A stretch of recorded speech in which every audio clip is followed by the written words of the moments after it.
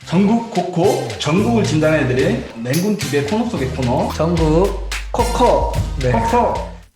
안녕하세요. 전국 궁금한 지역을 집중 분석해드리는 전국 코콕 시간. 오늘 분석한 지역은 어디죠? 저희 이번 주에 분석한 지역은 광주 동구편입니다. 광주가 전라도 말씀이죠? 그렇죠. 광주 광역시 동구편입니다. 전라도 광주 동구편. 근데 왜 우리가 광주 동구에 대해서 분석을 해야 될까요? 네, 우선 광주 자체는 현재 가격적인 측면으로 전체적으로 봤을 때 평가되어 있는 부분이 좀 있고요. 그리고 미래에 광주가 시세 변화를 좀 할 수 있는 지역이다 보니까 그 미래 시세 변화를 좀 이끌고 갈 수 있는 대상이 어떤 거에 있는지 확인하기 위해서 동구편을 저희 일단 뭐 또 짜맞추기를 해보면 네, 광역시니까 한번 좀 살펴볼 만할 것 같고요. 그리고 지금 현재 정권이 전라도니까 또 뭐 한번 살펴볼 수 있을 것 같고요. 예, 그리고 최근 들어서 뭐 조정 지역들 다 이제 들어가긴 했는데 예, 그래도 입지가 좀 나쁘긴 하지만 좀 변화되는 부분들이 많으니까 또 한번 살펴볼 만할 것 같고요. 그리고 입지가 워낙 좋은 곳들은 이미 네. 많이 오른 상태라서 거기서 틈새 지역을 찾는다는 개념으로 보면 조금 입지가 떨어지는 지역들도 관심 있게 봐야 되기 때문에 뭐 겸사겸사해서 동구를 한번 보려고 합니다. 그럼 광주 동구 같은 경우는 어떤 내용들 주로 살펴보면 좋을까요? 우선 광주 동구 자체는 저희가 공동주택이라 하죠. 공동주택 단지들이 그렇게 많이 있는 곳이에요. 아파트가요? 네, 아파트가. 우리 광주 광역시 중에서 각개 구 중에서 가장 입지적으로 좀 떨어지는 곳이죠. 네. 그러다 보니까 현재 동구 같은 경우는 정비 사업이 활발하게 되고 있어요. 그래서 우리가 동구에서 핵심적으로 봐야 할 지역은 정비 사업 위주. 특히나 이제 재개발 구역들이 많은 곳을 봐야 되겠네요. 그렇죠. 동구 내에서도 재개발하는 권역들이 크게 뭐 어떤 곳이 있을까요? 우선 권역별로만 보면 크게. 권역별로 보면 계림동 쪽으로 우선 계림권역 쪽으로 볼 수 있고 그 다음으로 볼 수 있는 학동. 네.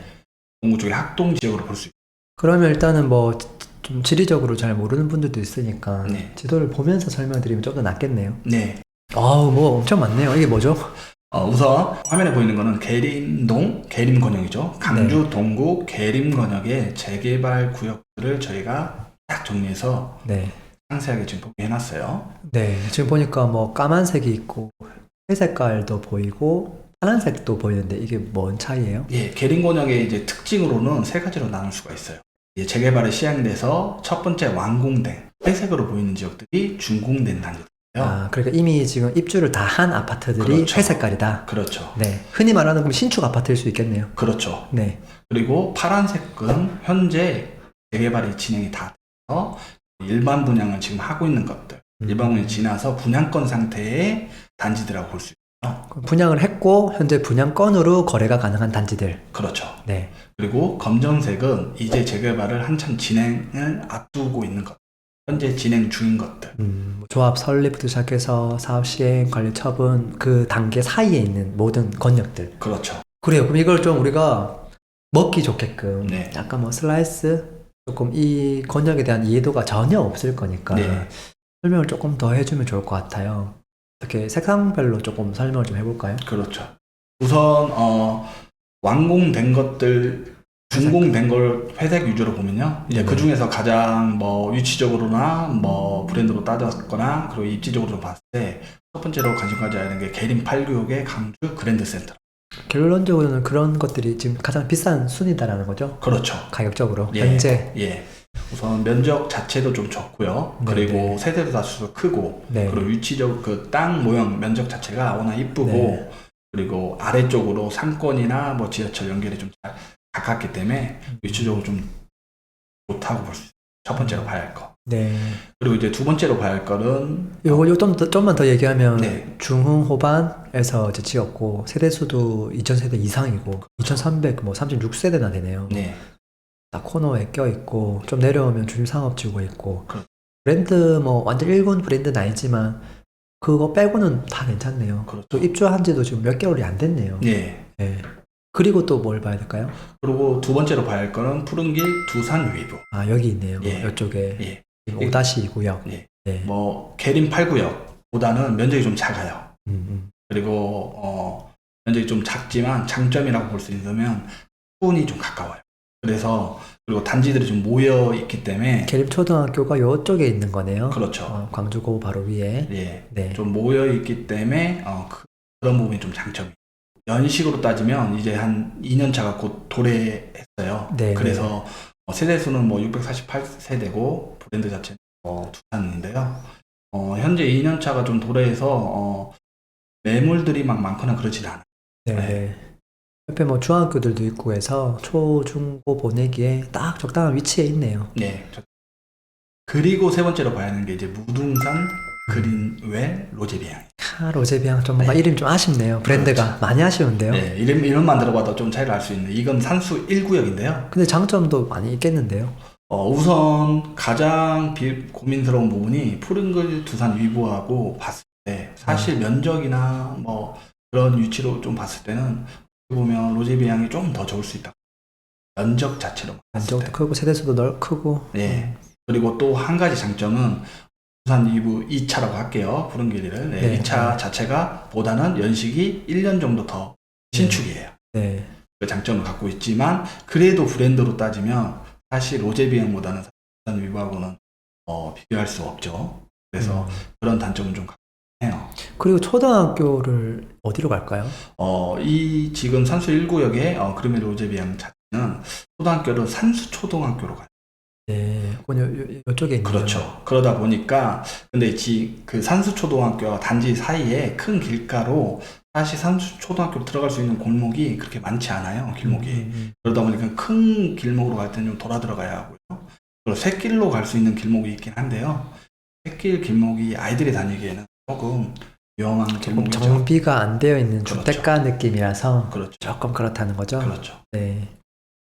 그래서 입지 순으로 본다 하면 그래도 강주 그랜드 센트럴로 가야 할 것 같고 네네. 그리고 두 번째로는 두산 위브 2차 가야 할 것 같고 세 네. 번째로는 로제비앙. 네. 탑3를 딱 뽑아줬고 순위까지 매겼는데 사실 2등하고 3등은 어째 보면 큰 차이는 아닐 수 있을 것 그렇죠. 같아요. 네. 뭐 장점도 있고 단점이 공존하고 있고 그리고 시세를 보더라도 사실 큰 차이가 없거든요. 그렇죠. 그래서 그냥 도찐 개찐이다라고 볼 네. 수도 있을 것 같아요. 네. 맞죠? 네. 그러니까 이런 경우는 압도적으로 1번이 좋아 보이겠죠. 그렇죠. 사실은. 네. 그런 부분들 좀 체크하면 좋을 것 같고요. 또 어떤 걸 봐야 될까요? 자, 그리고 두 번째로 봐야 하는 게 이제 현재 분양권에 있는 상태들을 봐야 돼요. 분양권이 지금 계림 네. 2구역과 계림 7구역인데요. 네. 참 이 두 구역 보면 재밌어요. 네. 우선 계림 2구역보다는 네. 위치적으로 보면 계림 7구역이 조금 더 있네요. 우세하다고 볼 수 있어요. 네. 근데 신기하게 계림 2구역과 7구역의 그 단지 면적 이런 걸 보면 사실 단지 면적으로는 계림 2구역 네. 아이파크 SK뷰가 훨씬 좀 좋아요. 뭐 세대수가 뭐 거의 2배 가까이 차이 나네요. 예. 그래서 브랜드 차이도 있잖아요. 그렇죠. 그 계림 2구역 같은 경우는 아이파크 SK뷰예요. 네. 쉽게 말해서 현대건설과 SK건설이 진행을 했고요. 그리고 7은 계림 7구역은 두산 3차라고 보면 되겠네요. 그렇죠. 두산 3차라고 볼 수 있어요. 두산이 아까 1차, 2차, 2차, 3차, 3차. 그 위에 광주고구 옆에 바로 오른쪽 여기. 거기가 1차. 1차. 예. 그래서 계림 2구역은 다시 좀 설명해드리면 광주 계림 아이파크 SK뷰고 그 다음에 이제 준공 날짜가 2022년 7월이에요. 네. 그리고 1715세대. 네. 면적이 좋고 브랜드가 좋지만 위치적으로는 조금 아쉬운 감이 있어요. 계림 7구역보다. 근데 기간이 길어서 저는 또 장점일 수도 있겠네. 그렇죠. 왜냐면 계림 7구역보다는 확실히 지금 기간이 좀 짧기 때문에 왜냐면 계림 7구역 자체는 내년 벌써 1월에 이제 입주를 해야 되고 예, 입주를 해야 하는 저거는 거기 때문에. 느긋하게 또 가져갈 수 있겠네요. 네. 입지수는 우리가 그냥 단순히 네, 뭐 네. 브랜드를 제외하고 그리고 네. 뭐 면적을 제외하고 했을 때 보면 그래도 입지순으로는 계림 7구역에 조금 더 점수를 좀 더 줘야 하지 않을까 싶어요. 네.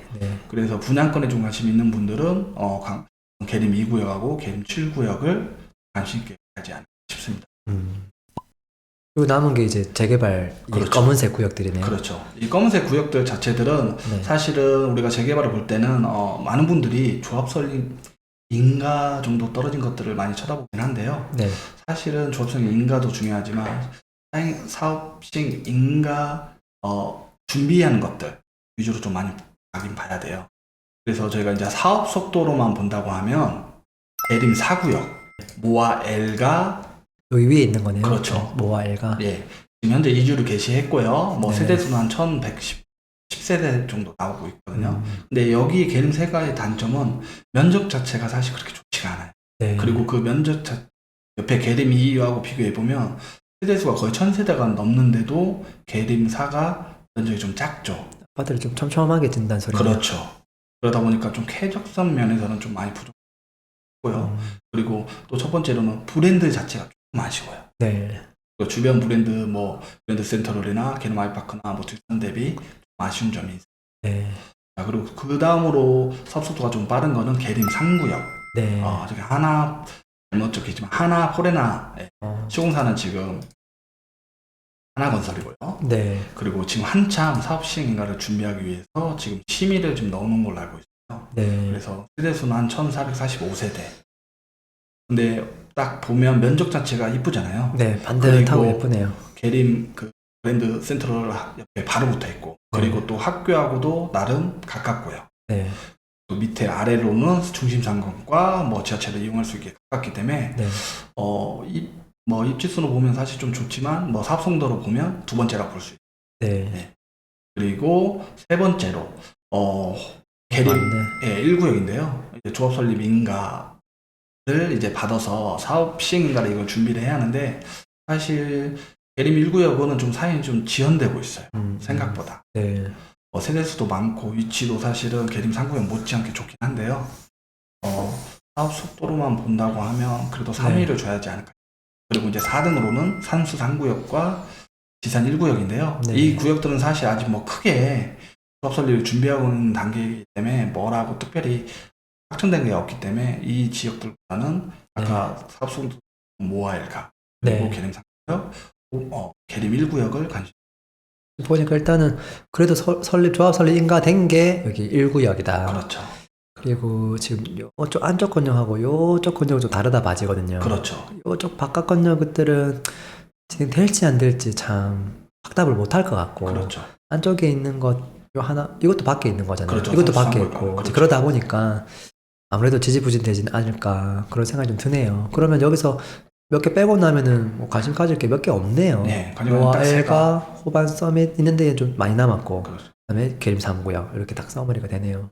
그러면 뭐 지금 계림 권역에 대해서는 대략적으로 재개발 그리고 분양권 신축에 대해서 설명이 대부분 된 것 같은데요. 복잡해 네. 보이지만 네.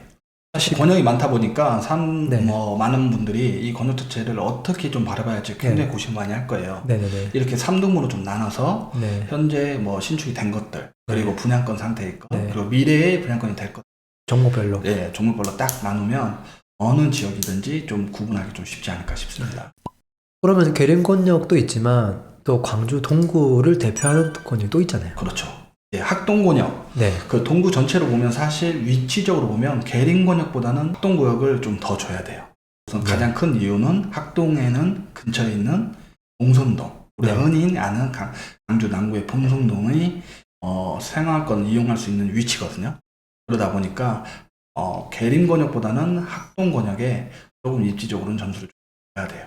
부산으로 따지면 해운대구 우동 자동이 있을 때 근데 약간 중동 같은 느낌? 그렇죠. 일 수 있고 만약에 수도권에 분당이 있을 때 분당은 이제 뭐 순회역부터 시작해서 워낙 학군 좋은 데가 많은데 조금 내려와서 미금 정도? 그렇죠. 그렇게 입지를 좀 생각해보면 어떨까 싶긴 하네요. 맞아요. 네. 그래서 이제 근데 거기서 지금 신축이라는 거잖아요. 중요한 거. 그렇죠. 가까우면서. 네. 네. 그래서 학동권역은 크게 사실 3단계로 나눌 게 없는 부분이 우선 첫 번째로 분양권에 있는 상태가 좀 있어요. 네. 이게 보면 밑에 있는 무등산 골드클래스. 자, 이게 분양권이다. 네, 이거는 지금 준공이 확정이 됐고요. 2022년 5월 그리고 772세대. 근데 입지가 좀 제일 떨어져 보이네요. 그리고 면적 자체도 좀 좋지가 않죠. 브랜드도 떨어지고. 그렇죠. 네, 입지도 떨어지고. 네. 근데 이 건설사 자체가 이 위에 보시면 지원 1구역 보이시죠? 지원 네. 1구역 자체가 무등산 골드클래스 1차를 그래도 나름 잘 했어요. 아, 이거 오타가 좀 있네. 네. 이게 2017년? 7년? 네. 아, 거리. 오케이. 네. 그래서 이 690세대를 했는데 생각보다 좀 잘해서 두 번째 부지를 저는 잘 선정하지 않았을까 생각이 들어요. 네. 그래서 이제 분양권으로 학동건에서 볼 수 있는 건 무등산 골드클래스 2차. 네. 자, 그리고 이제 분양권으로 변할 수 있는 사업 재개발의 사업이 지금 진행되고 있는 거. 네. 이주 및 철거가 되고 있는 무등산 아이파크 2차. 일단 면적이 끝내주네요. 그렇죠. 그리고 위치도 역에서 나쁘지 않고. 그렇죠. 그리고 가장 핵심이 뭐냐면 브랜드까지도. 브랜드까지 좋으면서 그렇죠. 그리고 지금 동구에서 대장이 지금 위에 있는 무등산 아이파크예요. 네. 이 연석과 바로 근접한데 지금 대장보다 면적이 거의 2배가 커요. 연식도 훨씬 더 제법 되고. 신축에다가 그리고 브랜드도 동일해요. 네. 그러다 보니까 아마 대장 못지않게끔 그런 아파트가 될 거라고 좀 생각하고 있어요. 뭐 대장이랑 최소한 시세가 같거나 더 높을 거다. 그렇죠. 네. 보고 있어요. 그래서 면적 자체를 보면 면적 자체가 넓기도 하지만 양쪽에 보면 지하철을 출구를 2개를 네. 진짜 이용할 수가 있거든요. 네. 네. 그리고 좀 난강주역 자체는 지금 더블역세권이 그래도 광주에서 되는 곳이기 때문에 충분히 입지적으로 제일 좋은 곳이고 또 봉선동에 있는 학군들을 다 이용할 수 있고 네. 그리고 조금만 올라가다 보면 바로 상권 네. 뭐 롯데백화점이라든지 그런 네, 것들을 다 이용할 수 있기 때문에 여러 가지 장점이 있는 곳이에요. 그리고 또 광주천을 끼고 있으면서 좋죠. 광주천을 바라보면 네. 가릴 것들이 없잖아요. 산책도 할 수 네. 있고 그러다 보니까 뷰도 나오고. 네, 여러 가지 좀 장점이 더 있는 지역. 그리고 아이파크. 그렇죠. 저 위에 있는 거는 아까 아이파크 SK였는데 그렇죠. 얘는 순수 아이파크. 그렇죠. 2200세대가 쫙 다 들어서면 의리의리하겠죠. 그렇죠. 컨소시엄이 아닌 단지 자체만 하니까. 그래서 학동 지역은 사실 그 현재 분양권 골드클래스도 쳐다볼 수 있지만 네. 사실 큰 관심은 무등산 아이파크 이자를 봐야 돼요. 그럼 이제 정리하면 지금 광주 동구에는 2개의 건역이 있는데 첫 번째 건역은 괴림이고 그렇죠. 두 번째는 학동인데 입지적으로 봤을 때 학동이 훨씬 더 우수하다. 그렇죠. 그래서 여기는 원래 입지가 좋은데 거기에도 동구의 대장이 될 수 있는 신축 브랜드 아파트가 들어온다. 그렇죠. 근데 조금 입지는 떨어지지만 도시가 뭔가 재정비되면서 네. 조금 천지개벽하면서 과거의 어떤 그런 막 안 좋았던 이미지가 그렇죠. 아니라 낙후된 좀 이미지가 아니라 지금 계속 좋아지는 이미지로 발전 가능성을 가진 건 또 계림이다. 그렇죠. 그럼 둘 중에서 그래도 입지가 좋은 건 이거잖아요. 그렇죠. 여유가 있고 정말 좋은 데 살고 싶으면 여기로 가는 게 낫겠고 그렇죠. 조금 학동 쪽을 우선순위를 좀 더.